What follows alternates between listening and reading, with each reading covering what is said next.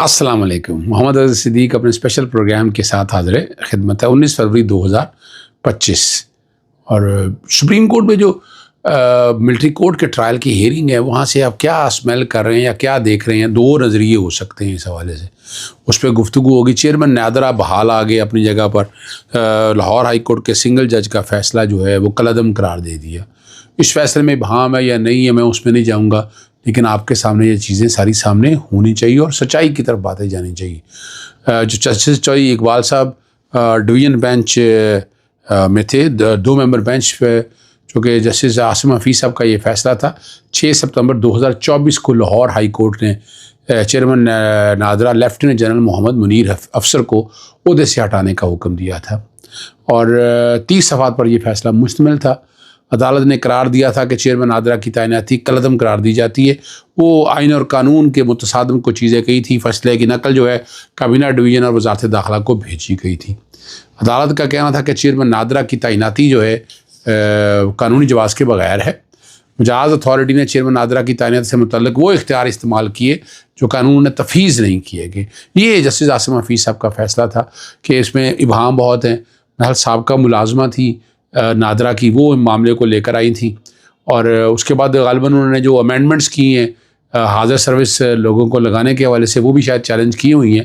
لیکن یہ والا فیصلہ جو ہے نا, جو جسٹس چودھری اقبال کی سربراہی میں 2 رکنی بینچ نے اپیل پر فیصلہ سنا ہے اور اپیل کو منظور کر لیے اور جو عہدے سے ہٹانے کا حکم دیا تھا کالعدم قرار دے دی ہے. اور اس میں بنیادی طور پر انہوں نے کہا کہ سنگل جج نے جو فیصلہ دیا ہے وہ فیصلہ قانون اور آئین کے مطابق نہیں ہے. ان کی جو ترمیم ہوئی ہے, ان کی جو تعیناتی ہوئی ہے, وہ آئین اور قانون کے مطابق ہوئی ہے. یہ بڑی ڈیٹیل اور ڈیپتھ میں جو اس فیصلے پہ جو بات آئی ہے, لوگوں کا بہت سا نقطہ نظر اپنی جگہ پر ہے. لیکن عموماً ہم نے دیکھا ہے کہ حاضر سروس لوگوں کو جو تعینات کیا جا رہا ہے, ڈیپوٹیشن تو سمجھ آتی تھی, لیکن یہ مختلف اتھارٹیز کے اندر ہم عام دیکھ رہے ہیں, عام حالات اور واقعات کے حوالے سے دیکھ رہے ہیں. اور یہ موجودہ حکومت کی مرضی سے ہو رہا ہے. آخر پارلیمان میں بیٹھ کے قانون بنائے جا رہے ہیں. وہ ایک قانون کی کو چیلنج کرنے کے حوالے سے, قانون میں جو سکم ہے, جو کوتاہیاں ہیں, جو غلطیاں ہیں, اختیارات سے تجاوز ہے, یہ پارلیمان تو بے توقیر کر دی ہے نا. 3-3.5 سال کے اندر پرانی پارلیمان نے اور یہ پارلیمان نے آ کر ایسے ایسے قانون بنائے جہاں آئین توڑا ہے. آئین کے اندر کچھ کہا گیا ہے, انہوں نے قانون سادہ قانون سازی کے ساتھ کر دیا. ویسے 2 اکثریت تو لے چکے ہیں, 2 تقریر کا استعمال 26ویں آئینی ترمیم کے حوالے سے بھی کیا, ہم نے وہ بھی سارا دیکھا ہے. فوجی عدالتوں کے حوالے سے کہ کیس کے اختتام پر جسٹس محمد علی مظہر نے کہا اور کہ ہم 5 ججز کے فیصلے فوجی عدالتوں کے خلاف مرکزی فیصلے کو غلط نہیں کہہ سکتے اور نہ ہی ساتھی ججز کے خلاف کسی قسم کی آبزرویشن دے سکتے ہیں. آپ کو یاد ہوگا اس میں جسٹس امین الدین بھی بیٹھے ہوئے تھے. بظاہر جو دوست بتاتے ہیں ان کا چہرہ اتر گیا. یاد ہوگا آپ کو مخصوص نشستوں کے کیس میں 2 ممبر بینچ بیٹھا تھا. انہوں نے سپریم کورٹ کے لارجر بینچ کے بارے میں جو الفاظ استعمال کیے تھے, میں نے تو اس میں بھی کہا تھا کہ وہ بنیادی طور پر مس کنڈکٹ کے زمرے میں آتا ہے, اختلافی نوٹ میں. اور وہ یہ بھی کہا تھا کہ اس فیصلے پہ عمل درآمد نہیں ہو سکتا. حالانکہ آپ کو مخصوص نشستوں کا فیصلہ اگر یاد ہو, آئین کہتا ہے مخصوص نشستیں دینی ہے سیٹوں کے مطابق. پاکستان تحریک انصاف سے سمبل لیے گئے, غلط لیا گیا. پاکستان تحریک انصاف نے الیکشن لڑا, بالکل لڑا. وہ ایک علیحدہ بات ہے کہ وہ اپنا سنی اتحاد کونسل میں چلے گئے. میں تو اس وقت بھی کہا کرتا تھا, میرے پروگرام دیکھ لیں, کہ وہ فیصلہ غلط ہے. پاکستان آج بھی یعنی ان کے نامینیشن پیپر داخل کرا دیں, وہ باقاعدہ دیکھیں ان کی لسٹیں لگی ہوئی ہیں. پاکستان تحریک انصاف اور لسٹیں لگی ہوئی ہیں, ایک ایک چیز ریکارڈ کے اوپر موجود ہے. اس میں کوئی دوسری 2 رائے ہے ہی نہیں ہے. وہ ساری چیزیں ریکارڈ کے اوپر موجود ہیں.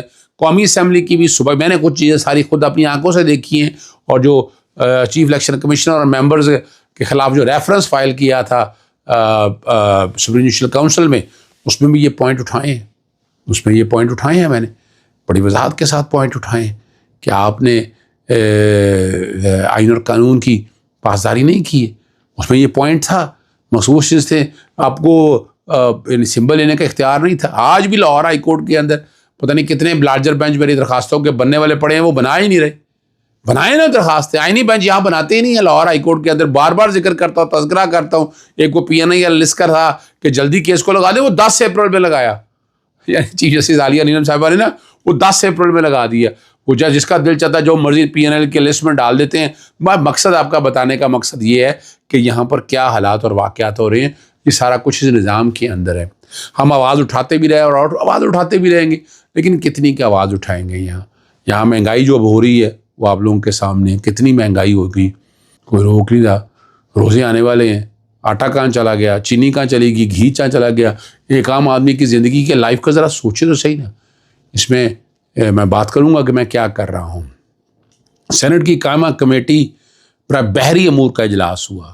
سینیٹر فیصل واڈا کی صدارت میں اجلاس ہوا اور بڑا انکشاف کیا. اور ان کا کراچی پورٹ کی 40 ارب کی سرکاری زمین قیمت کی زمین 5 ارب روپے میں دے دی گئی. یعنی 40 ارب کو وہ کہہ رہے ہیں 5 ارب میں, اور کراچی پورٹ کی 500 ایکڑ کی زمین کی مارکیٹ ویلیو جو 60 ارب سے زیادہ ہے.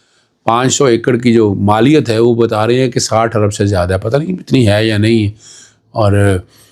اور کراچی پورٹ کی زمین کی الاٹمنٹ کے سودے فوری روکے جائے. پورٹ میں زمین کی الاٹمنٹ شفاف کریں گے. کراچی پورٹ میں جو زمین کی الاٹمنٹ میں میگا سکینڈل ہے, پورٹ کی زمین کی الاٹمنٹ SIFC کی مشاورت سے کریں گے. اب یہ بات آپ دیکھ سکتے ہیں. یعنی کہاں گیا اینٹی کرپشن کا ڈپارٹمنٹ, کہاں گیا نیب, کہاں گئی پولیس, کہاں گئی FI. یہ سارا کچھ تو آپ دیکھ رہے ہیں. یہ ہم تو نہیں کہہ رہے نا, یا ہم کوئی ایسی بات کریں, یہ تو وہ ریکارڈ کی بات ہے.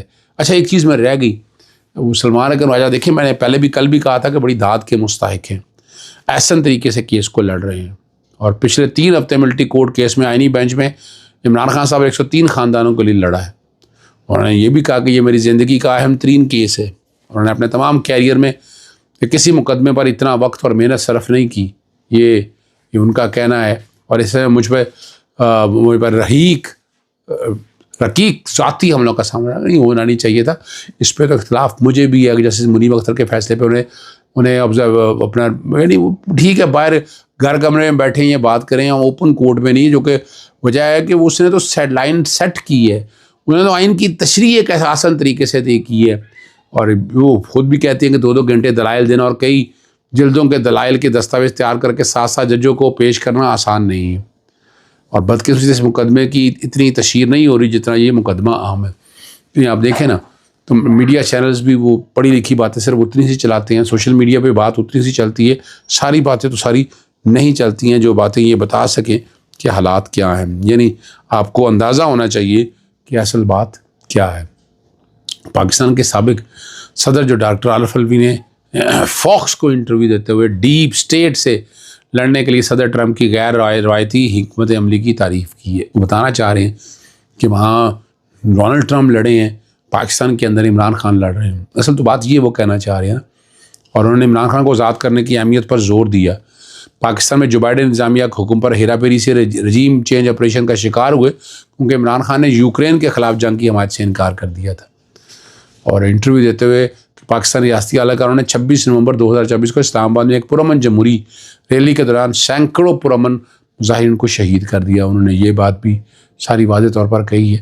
ایک بات جو ہے کرکٹ میچ ہو رہے ہیں, اسٹیڈیم پہ تصویریں بھی لگا دیں, مگر یہ کہا جائے کہ دنیا کو دکھانا یہ چاہتے ہیں کہ سب کو نارمل ہے. اور کوئی اخبار کوئی ٹی وی چینل ان کا نام لینے کی ضرورت نہیں کر سکتا. بانی PTI کا نام آتا ہے, آج بھی عمران خان کا نہیں آتا. 1992 کے تاریخی ورلڈ کپ میں فوٹیج پاکستان نے کرکٹ دنیا میں امر کر دیا تھا. وہ چلانا شاید ممنوع ہے, بھائی واقعی نہیں چلا سکتے آپ. اور مگر سوال یہ ہے کہ کیا تاریخ مٹائی جا سکتی ہے؟ کیا ایک ایسے شخص کو کرکٹ کی تاریخ سے نکال دینا ممکن ہے جس کے بغیر پاکستان کی کرکٹ کہانی ادھوری ہے؟ تاریخ کا سبق یہی ہے کہ جو ایسے مٹانے چلتے ہیں وہ ہر گزرتے دن کے ساتھ عوام کے دلوں سے محو ہوتے جا رہے ہیں, دلوں میں محو ہوتے جاتے ہیں. دل میں گھرا, ان کی اہمیت زیادہ بڑھ جاتی ہے اور لوگ ان سے پیار کرتے ہیں. عمران خان دیکھیں. اور یہ آخر میں بات جو ہے شیر افضل مروت کے بارے میں اب جو باتیں ہو رہی ہیں, دیکھیں وہ بات شیر افضل مروت کو پتہ نہیں کیوں ہر میڈیا چینل کا ہمیں یاد دے رہا ہے. شاہد خاقان عباسی, مہتاب عباسی,